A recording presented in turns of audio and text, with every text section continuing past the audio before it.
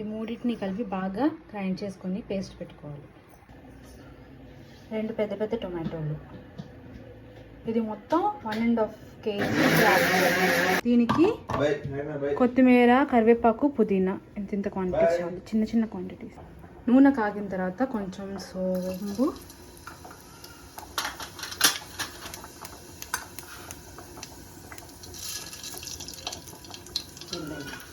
వెందయం, మెంతులు,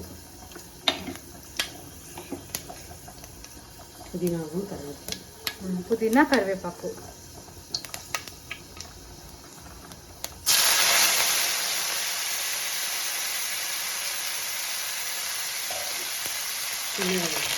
అంటే చిన్న ఉల్లిపాయలు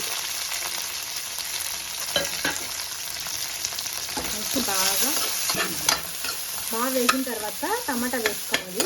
1 కిలోకి ఒక టొమాటో సరిపోతుంది. ఈ మాత్రం వేగాక టమాటాలు వేసుకొని సరిపోతుంది. కొంచెం మెత్తపడితే చాలు. ఈ టమాటాలు వేసుకొని మిక్స్ చేసుకోవాలి.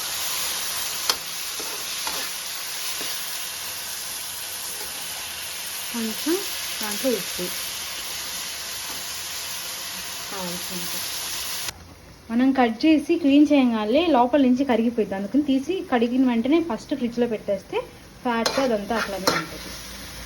ఉడనే வைக்கிறதா வைக்கலாம், நமக்கு டைம் இருக்கு. ఇది కొంచెం వేసుకున్న తర్వాత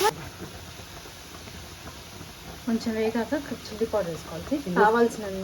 కావాల్సినంత అంటే మనకి ఎంత కారం తింటామో అంత కారం వేసుకొని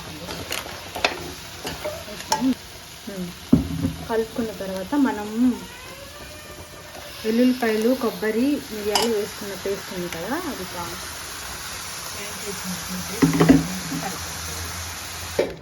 ఇప్పుడు ఇలా కలిపేసుకున్నాం కదా, ఇది బాగా వేగాలి. వేగి లాస్ట్లో ఇంకా కొత్తిమీర వేసుకొని దించేసేసుకోవాలి.